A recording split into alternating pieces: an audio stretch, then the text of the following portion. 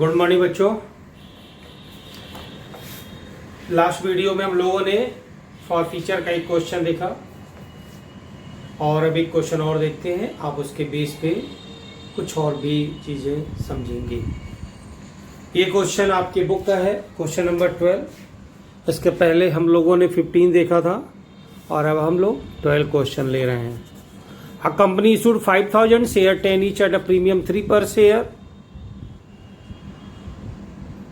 as 5 on application, 5 including premium on allotment and the rest on first call. Application were received for all the shares issued to public were allotted. The allotment money which were duly received except on 100 share. यानी allotment पे 100 share के पैसे company को नहीं मिले. The first call was made and the money which was due on it was received except 150 share. और first call पे 150 share के पैसे नहीं मिले. What do you receive? The company forfeited 100 share on which the allotment and call money was not received. General entry बनानी है. ध्यान दीजिएगा इस क्वेश्चन को, बहुत अच्छा क्वेश्चन है। और जो आपने प्रीवियस क्वेश्चन देखा वो बिल्कुल नॉर्मल क्वेश्चन था, इंट्रोडक्शन क्वेश्चन था। अब यहाँ पे कुछ और नई चीजें आप सीखेंगे। तो 5000 शेयर कंपनी इशू करती है, 3 इंस्टॉलमेंट में पैसे मांगती है। एप्लीकेशन 5 रुपीज, अलॉटमेंट में प्रीमियम है 3 रुपये, तो 2 + 3 और फर्स्ट कॉल जो बाकी बचेगा तो अगर 10 रुपए का शेयर है 527 बैलेंस अमाउंट। चलिए पहली एंट्री होती है एप्लीकेशन रिसीव की, bank account debit to share application account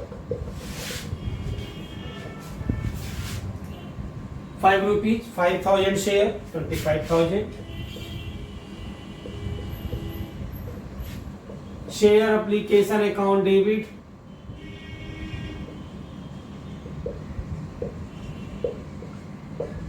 to share capital account 25,000। अब अलॉटमेंट ड्यू होगा, शेयर अलॉटमेंट अकाउंट डेबिट, और चूंकि प्रीमियम पर है क्वेश्चन तो प्रीमियम डेबिट क्रेडिट होगा to securities premium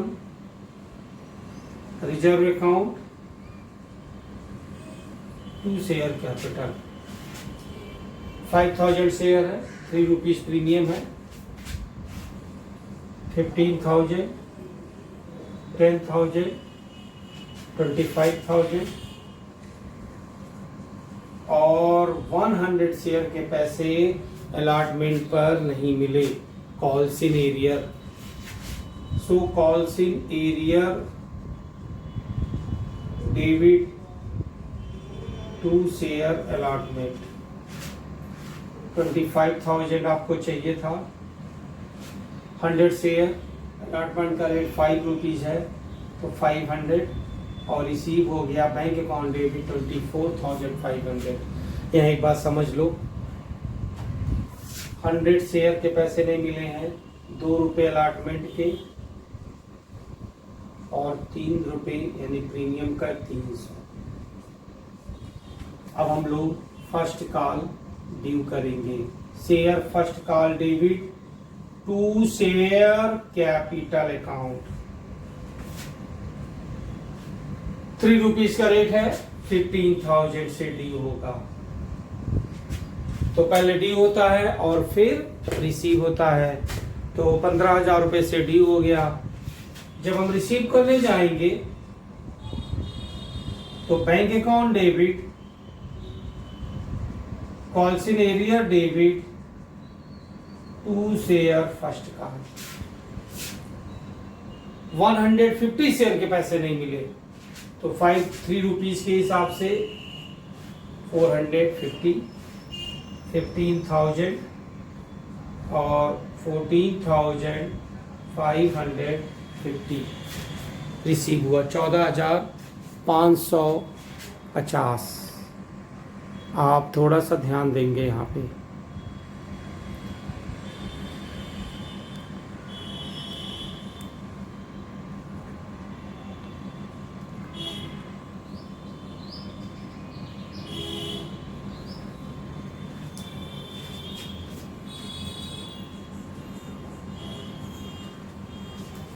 Application 5 rupees, 2 rupees, 3, premium 3। Application receive हो गया, ट्रांसफ़र हो गया, allotment due, allotment receive, first call due, first call receive. आपने ये देखा क्वेश्चन में कि अलॉटमेंट पे 100 शेयर के पैसे नहीं मिले, 100 शेयर, और यहाँ पे 150 शेयर, यानी अलॉटमेंट पे 100 शेयर के पैसे नहीं मिलते हैं और फर्स्ट कॉल पे 150 शेयर के पैसे नहीं मिलते हैं। ऐसा नहीं होगा कि अगर आपके पास 100 शेयर है और आप अलॉटमेंट पे पैसा नहीं देते हो तो तुम्हारे पास 100 शेयर से फर्स्ट कॉल पे 150 हो जाएगा। इसका मतलब होता है यहाँ पर कोई दो लोग हैं। क्वेश्चन से ये समझ में आता है कि एक आदमी जिसका नाम हमने मान लिया ए, उसके पास 100 शेयर है, तो जो 150 है उसमें एक ए है 100 शेयर, दूसरा जो 50 शेयर किसी के पास है वो शायद बी होगा। यानी अगर हम यहाँ पे बात करें, ध्यान से देखिएगा, तो 100 शेयर वाले के 300 रुपये नहीं मिले और 150 वाले के 150 रुपये नहीं मिले।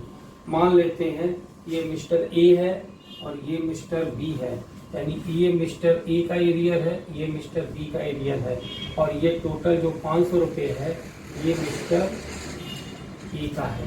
तो तुम ऐसे समझ लो कि मिस्टर ए अलॉटमेंट पर 500 रुपये नहीं दिए और वही मिस्टर ए फर्स्ट कॉल पे 300 रुपये नहीं दिए। मिस्टर बी केवल फर्स्ट कॉल पे 150 रुपये नहीं दिए। तो इस तरीके से हमारे अलॉटमेंट पे जो एरियर लगा वो 500 रुपये किसी एक आदमी का, लेकिन हमारे फर्स्ट कॉल पे जो एरियर लगा 300 और 150 यानी 450 वो गिनी दो आदमियों का लगा। कंपनी को फॉरफीट करना है। अगर आप अपने स्कूल में 5 फ्रेंड्स के साथ बदमाशी करते हो, शोरगुल करते हो और आपके ऊपर एक्शन ले लिया जाए कि क्यों ना आपको सस्पेंड कर दिया जाए स्कूल से, तो आपके प्रिंसिपल कोई ज़रूरी नहीं है कि 5 बच्चों को एक जैसी पनिशमेंट सुना दे। हो सकता है 2 बच्चों को स्कूल से निकाल दे, बाकी 3 बच्चों को वार्निंग दे के छोड़ सकते हैं, या हो सकता है 5 बच्चों को निकाल दे। यहाँ भी क्या हो रहा है कि कंपनी के पास 2 कॉल सिनेरियो लगाने वाले शेयर होल्डर हो गए। एक शेयर होल्डर जिसके पास 100 शेयर था, जिसने अलॉटमेंट और फर्स्ट कॉल का पैसा नहीं दिया, और दूसरा शेयर होल्डर जिसके पास 50 शेयर था, उसने केवल फर्स्ट कॉल का नहीं दिया। अब कंपनी चाहे जिसका शेयर फॉरफीट करे, दोनों का या केवल एक का या किसी का भी नहीं कर सकती है। इन्होंने क्वेश्चन में लिखा है the company forfeited 100 share on which the allotment and call money was not receive, यानी केवल उन 100 शेयर को फॉरफिट किया है जिन्होंने अलॉटमेंट और कॉल मनी का पैसा नहीं दिया। तो कॉल मनी और अलॉटमेंट पे जो पैसा नहीं दिया है वो देने वाले एक आदमी और दोनों बारी नहीं दिए। तो ऐसा कौन है जिसके पास 100 शेयर था? इसका मतलब कि 50 शेयर जिसके पास थे, जिसने फर्स्ट कॉल का पैसा नहीं दिया, उसका शेयर फॉरफिट नहीं हो रहा है। अब आप फॉरफिट की एंट्री बनाओगे। फॉरफिट की एंट्री बनाते समय वो सिंगल एक शेयर होल्डर की एंट्री होती है या 2 शेयर होल्डर की हो सकती है, यानी जिसका शेयर फॉरफिट होता है वो उसी के लिए। ये जो एंट्रियां बनी हुई हैं ये टोटल 5000 शेयर की एंट्रियां हैं। इसमें बहुत सारे शेयर होल्डर हो सकते हैं, बट जब हम फॉरफिट की एंट्री करने जाते हैं तो केवल हम उन्हीं की एंट्री करते हैं जिनके शेयर फॉरफिट होते हैं, यानी जिन्होंने कॉल सिनेरियर लगाए होते हैं। तो यहाँ पे एरियर लगाने वाले केवल एक पर्सन है जिसका मैंने नाम एज्यूम कर लिया मिस्टर ए, जिनके पास 100 शेयर थे। अब आप ध्यान से सुनिए फॉरफिट की एंट्री कैसे बन रही है। इधर देखिए, share capital account debit to call सिनेरियर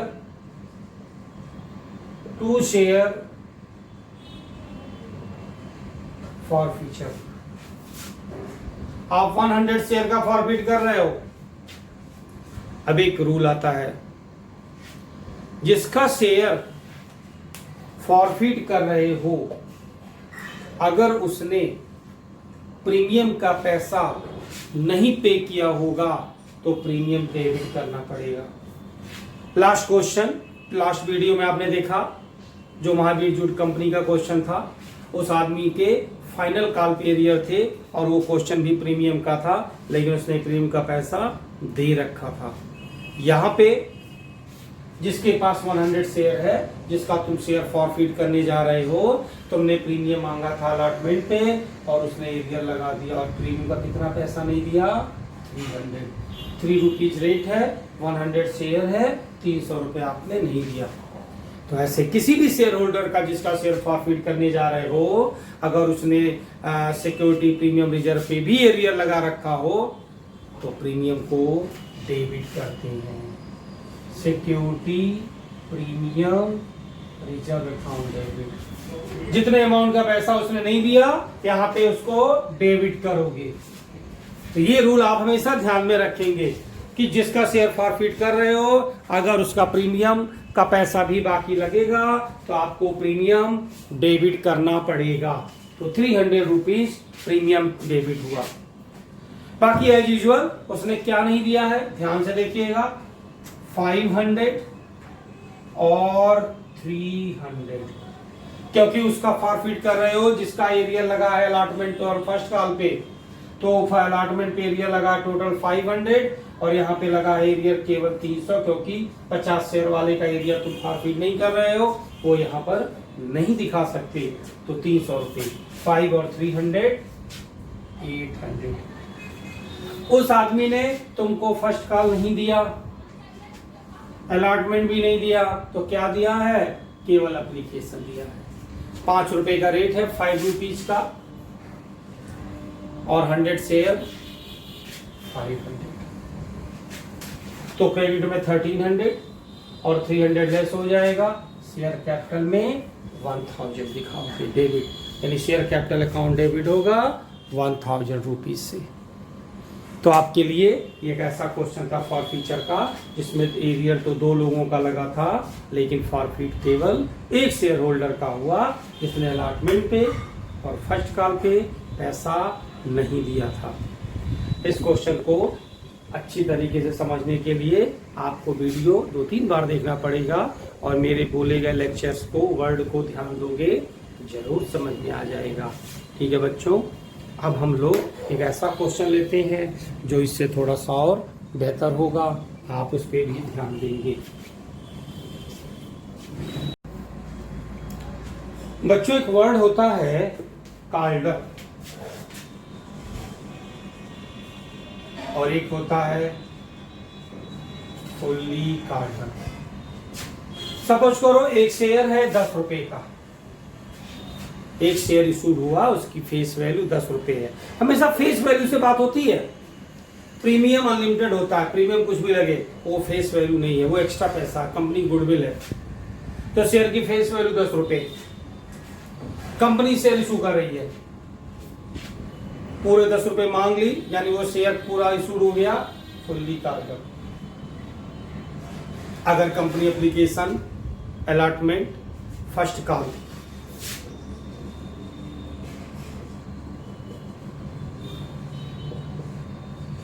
केवल 6 रुपए मांगती है तो इसे बोलोगे कार्डर।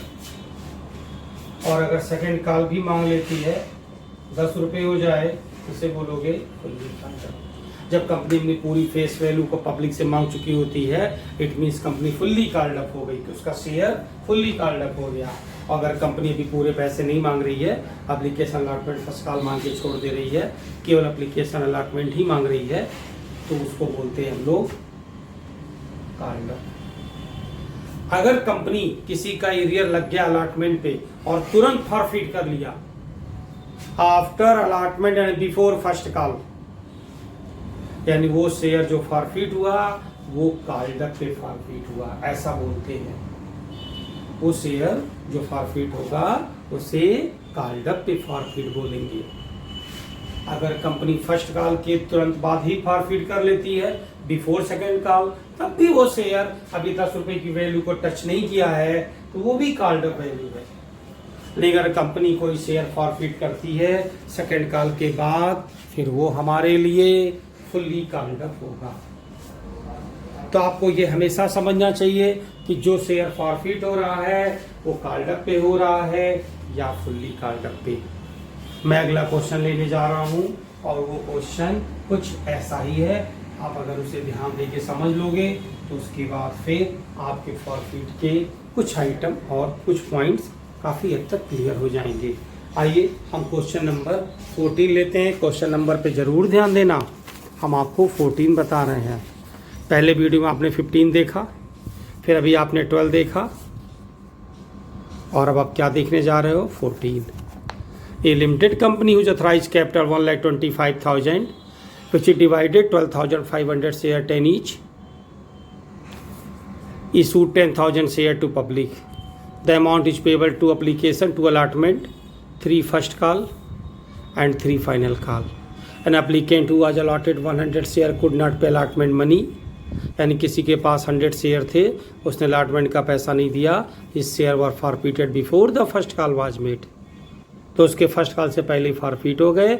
After all the calls have been made the forfeited share were issued at 9 per share as fully paid.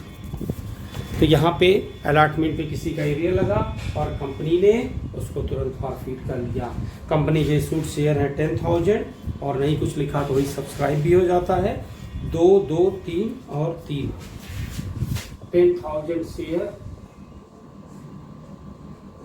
Application 2 rupees, allotment 2 rupees, first call 3, second call. पहली entry होती है हमेशा की तरह से एप्लीकेशन रिसीव की, bank account debit to share application account 20,000 share application account debit to share capital account. ये entry हो गई एप्लीकेशन के ट्रांसफर करने की।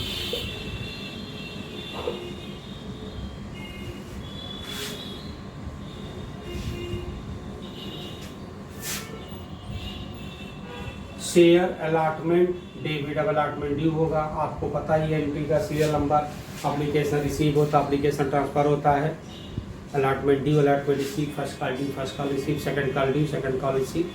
तो हम लोग अलॉटमेंट ड्यू कर रहे हैं। ड्यू करने का मतलब होता है पैसा मांगना।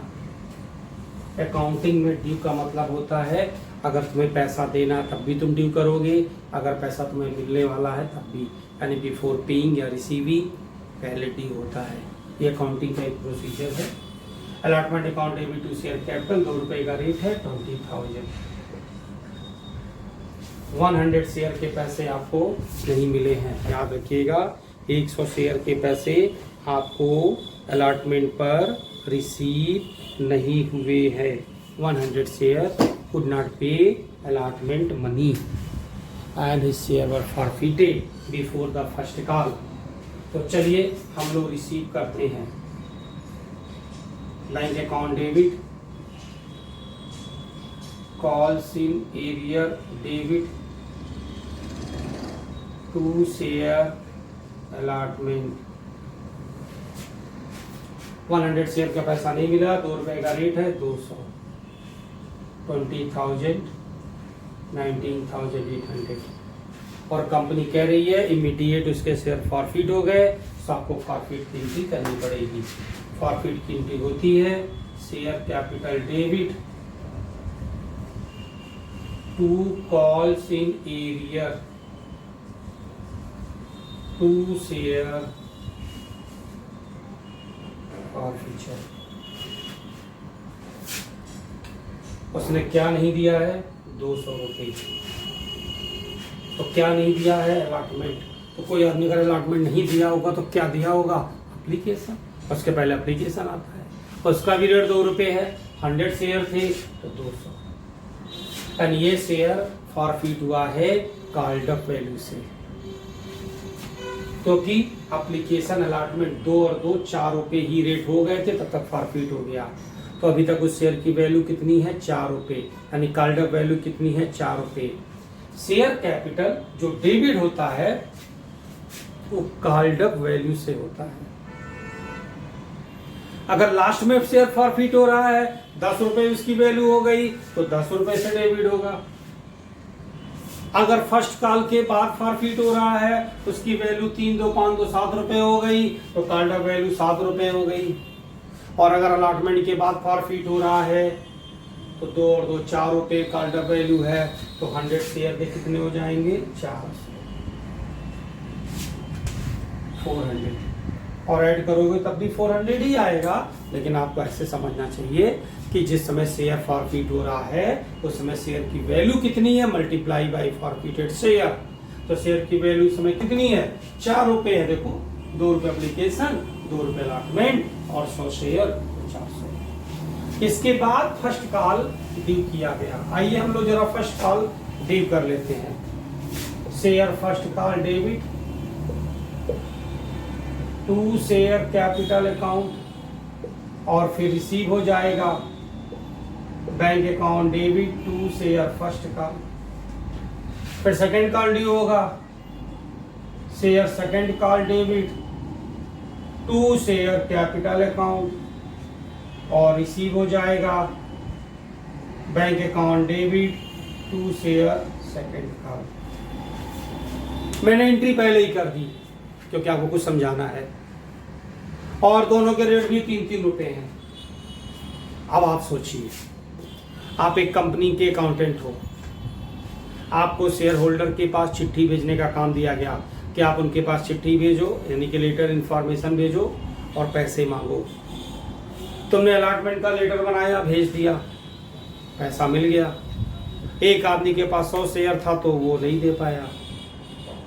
अब तुमने फर्स्ट कॉल का लेटर बनाया, तो जब तुम फर्स्ट कॉल डी करोगे तो क्या तुम्हारे पास वो 100 शेयर वाला भी है क्या? उसका शेयर तुमने फॉरफिट कर लिया, तुमने उसका शेयर फॉरफिट कर लिया। तो जब फॉरफिट कर लिया तो तुम उससे फर्स्ट कॉल का पैसा नहीं मांग पाओगे, क्योंकि वो तुम्हारे पास नहीं है, कंपनी का मेंबर है ही नहीं, उसका नाम काट दिया गया, उसके पैसे जब्त कर लिए गए, अब वो शेयर होल्डर नहीं है। तो जब तुम फर्स्ट कॉल का पैसा मांगोगे तो तुम उस आदमी से कैसे मांग सकते हो? नहीं मांग पाओगे। तुम्हारे ही क्लास में 100 बच्चे पढ़ रहे थे, 3 बच्चों को निकाल दिया गया, तो अगले महीने की फीस जब स्कूल को मिलेगी तो 3 बच्चे तो नहीं रहेंगे ना, केवल 97 रहेंगे। यानी यहाँ पे 10,000 शेयर माइनस 100 शेयर 9,900 शेयर, इतने ही शेयर के पैसे तुम फर्स्ट कॉल ड्यू करोगे, रिसीव करोगे। 3 रुपीज का रेट है।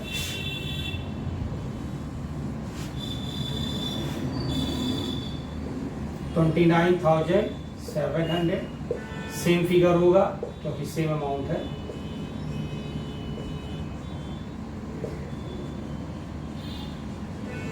तो इस क्वेश्चन में आपने क्या क्या सीखा? एक तो कंपनी बीच में भी फॉरफिट कर सकती है, तो जो वैल्यू उस समय तक हुई होती है कॉल्ड अप वैल्यू होती है, और उसके बाद अगर हम ड्यू करते हैं नेक्स्ट कॉल तो उतने शेयर डिडक्ट हो जाते हैं जितने शेयर तुमने फॉरफिट कर लिए। बाकी शेयर तुमने ड्यू किया, रिसीव किया, ड्यू किया, रिसीव किया, लेकिन वो 100 शेयर वाला अब तुम्हारे बीच नहीं है, तुम्हारी कंपनी का मेंबर नहीं है। तो उसके बाद अगर बीच में फॉरफिट हो और तुम फिर ड्यू करने जाते हो तो उतने शेयर जितने इशूड हैं, सब्सक्राइब हैं, उसमें से लेस करते हैं। यानी आपने कितना शेयर इशूड किया था? 10,000, उसमें से 100 शेयर तुम लेस कर लोगे, और 100 शेयर लेस करने के बाद आपको मिलेगा। ठीक है, तो थोड़ा सा देख लीजिए।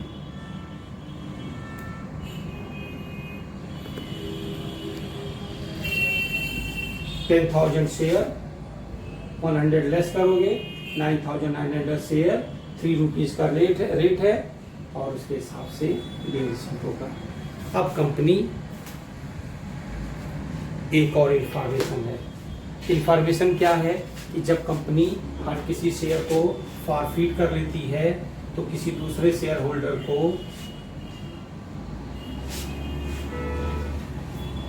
इशू कर देती है, लेकिन इशू किया हुआ शेयर फॉरफिट होने के बाद जब फिर इशू होता है उसे बोलते हैं री इशू करना।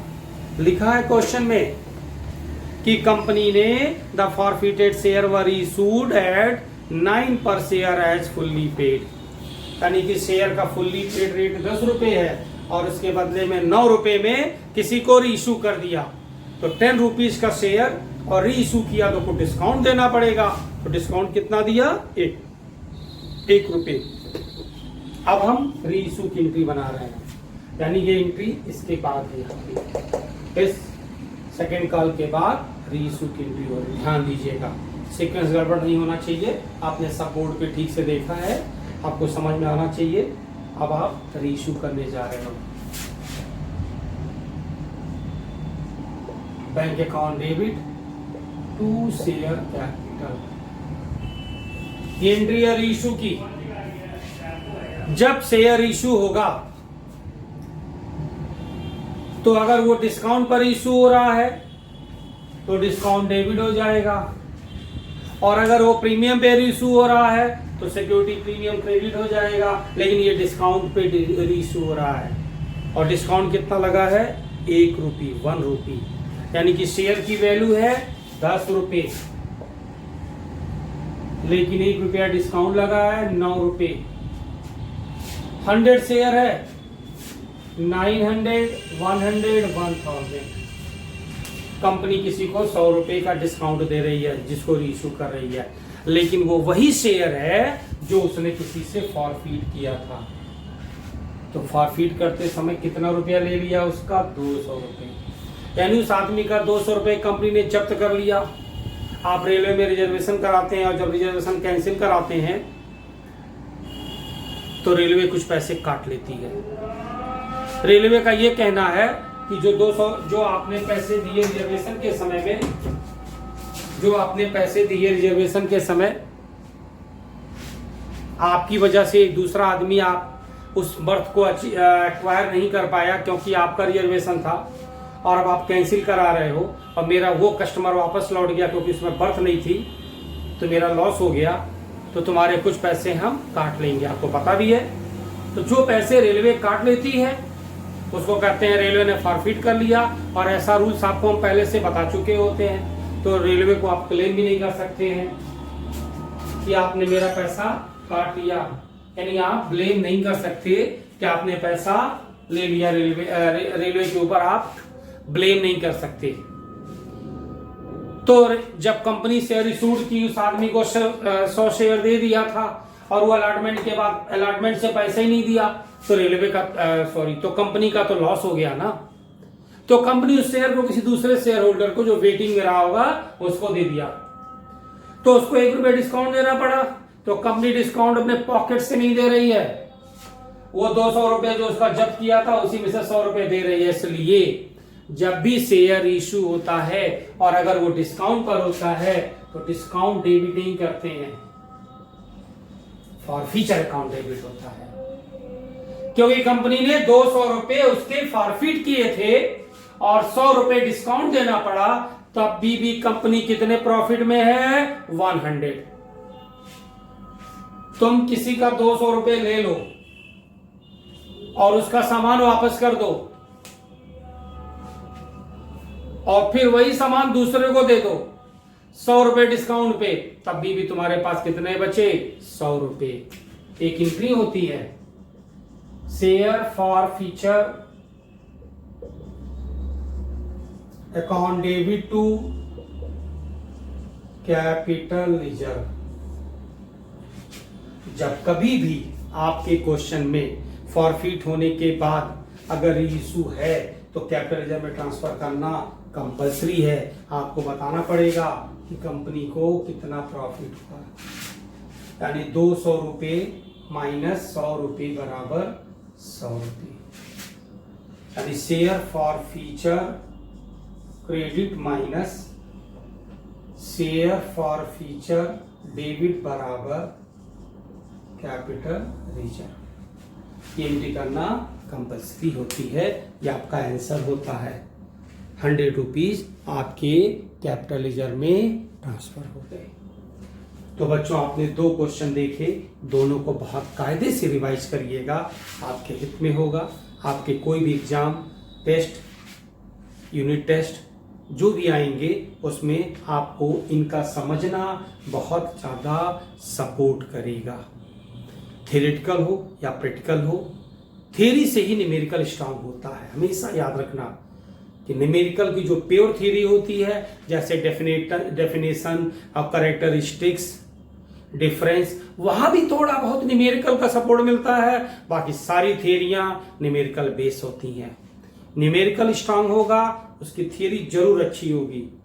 केवल थ्योरी याद होगी, रट लोगे, समझ नहीं सकते हो, और न्यूमेरिकल भी सही नहीं होगा। तो जितना तुम न्यूमेरिकल पे ध्यान देते हो, जितना फोकस करोगे, उतना ही तुम्हारे लिए बेटर होगा। न्यूमेरिकल तो अच्छा ही होगा और थ्योरी भी स्ट्रांग होगी। नेक्स्ट वीडियो में हम लोग कुछ और अच्छे क्वेश्चन लेंगे, तब तक आप इनको अच्छे से रिवाइज करेंगे।